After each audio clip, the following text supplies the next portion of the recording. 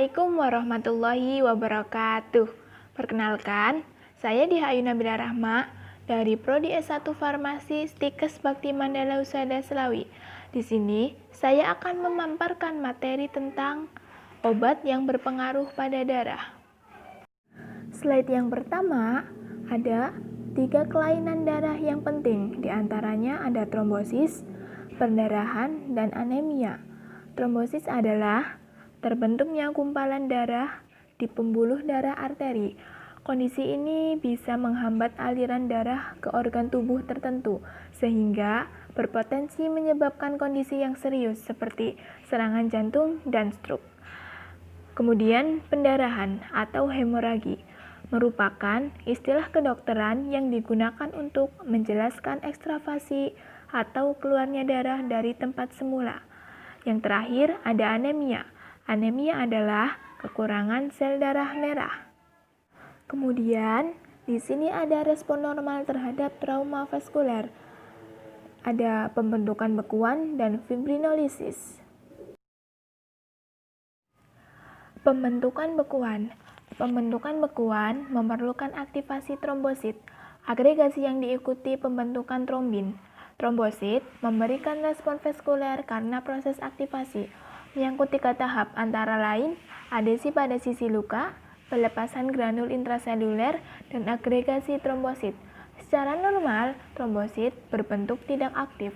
Trombosit tidak aktif, rangsangan menjadi trombosit bentuk aktif, mengalami modifikasi perubahan morfologik dan dalam ekspresi protein. Contoh dari pembentukan bekuan. Trombosit menempel pada kolagen yang terbuka dalam lapisan subendotel dalam pembuluh darah yang luka. Trombosit melepas granul yang mengandung mediator kimia memau agresi, trombosit dan pembekuan bekuan. Terdiri dari trombosit yang hancur, neutrofil, dan monosit yang menghentikan perdarahan secara cepat. Stimulasi lokal dari proses koagulasi atau pada jaringan yang luka menghasilkan trombi. Trombi ini mengubah fibrinogen menjadi fibrin. Fibrin berikatan silang dan memantapkan bekuan dan membentuk suatu sumbatan hemostatik. Trombin dan emboli dapat menyumbat pembuluh darah dan jaringan. Kemudian, yang kedua, ada fibrinolisis.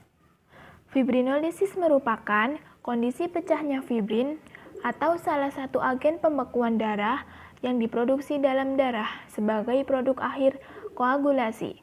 Selama pembentukan bekuan trombosit, reaksi fibrinolitik secara lokal dirangsang.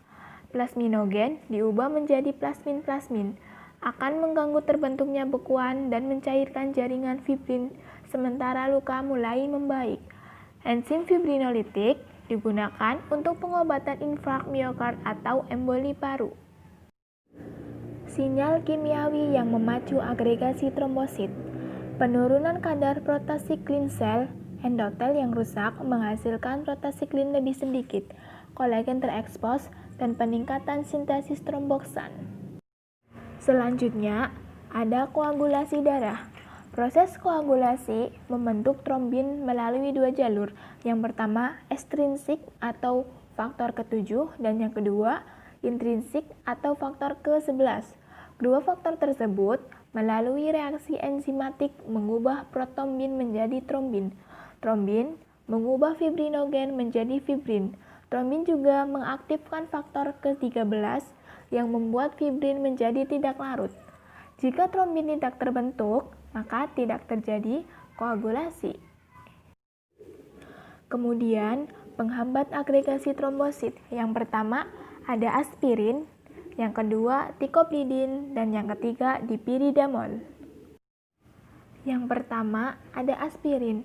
Aspirin ini menghambat sintesis tromboksan A2 dari asam arakidonat dalam trombosit dan inhibisi siklosigenase. Supresi agregasi trombosit berlangsung selama kehidupan trombosit. Untuk mengurangi infark miokard yang berulang, mengurangi iskemik cerebral. Waktu untuk perdarahan diperpanjang dapat menyebabkan komplikasi, antara lain stroke, hemoragik, dan pendarahan GI, terutama pada dosis tinggi. Yang kedua ada ticoplidin. Ticoplidin ini menghambat jalan ADP yang ikut dalam pengikatan trombosit menjadi fibrinogen.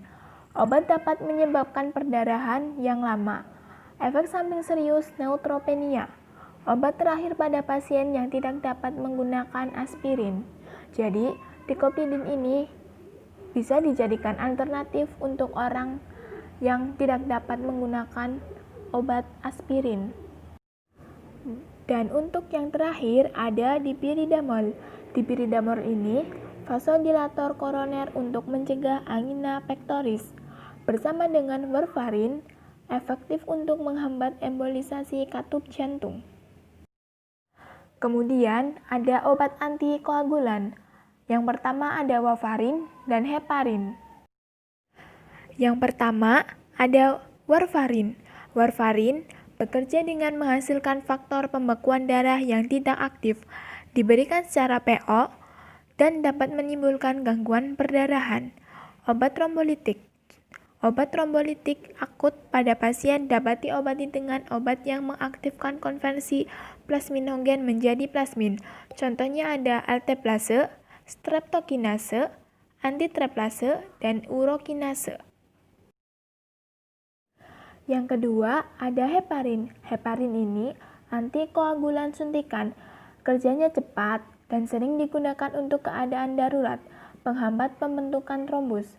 Heparin dalam keadaan normal terdapat sebagai kompleks makromolekuler bersama dengan histamin dalam sel mas. Mekanisme kerja dari heparin. Heparin ini terikat pada antitrombin 3. Perubahan bentuk yang memudahkan antitrombin menyatu dan menghambat trombin. Pemberian jangka panjang dapat menyebabkan penurunan aktivitas antitrombin 3 dan dapat meningkatkan resiko trombosis. Kegunaan terapi heparin. Yang pertama, heparin ini dapat digunakan untuk embolisme paru. Yang kedua, dapat menurunkan resiko trombombolik berulang. Yang ketiga, pencegahan trombosis vena pasca bedah efektif. Yang keempat, penderita infak miokard akut. Yang kelima, digunakan saat penggunaan alat ekstrakorporeal untuk mencegah trombosis. Dan yang terakhir, sebagai antikoagulan pilihan pada wanita hamil dengan katup jantung prostatik. Farmakokinetik heparin. Heparin ini dapat diberikan parenteral secara siji atau IV. Waktu paruh diperpanjang pada pasien sirosis hati dan infusiensi ginjal. Efek samping dari heparin, yang pertama dapat menyebabkan komplikasi perdarahan, yang kedua reaksi hipersensitivitas, yang ketiga trombositopeni, dan yang keempat kontraindikasi. Berikut ini ada obat untuk mengatasi pendarahan. Masalah pendarahan mungkin terjadi karena kondisi patologis atau keadaan fibrinolitik yang terjadi pasca bedah GI atau prostatectomy. Contoh obatnya ada asam aminokoporat dan estranstexamat, protamin sulfat, dan vitamin K. Obat-obatan untuk anemia. Anemia merupakan suatu kondisi konsentrasi hemoglobin plasma yang lebih rendah dari normal akibat penurunan jumlah sel darah merah yang beredar atau total hemoglobin yang abnormal. Dapat lebih rendah per unit volume darah. Dapat disebabkan oleh kehilangan darah kronis, peningkatan hemolisis, infeksi, keganasan, dan defisiensi endokrin. Pengobatannya bisa menggunakan zat besi, asam folat, cyanokobalamin, dan eritropoetin. Terima kasih, semoga bermanfaat. Wabillahi taufiq wal hidayah. Wassalamualaikum warahmatullahi wabarakatuh.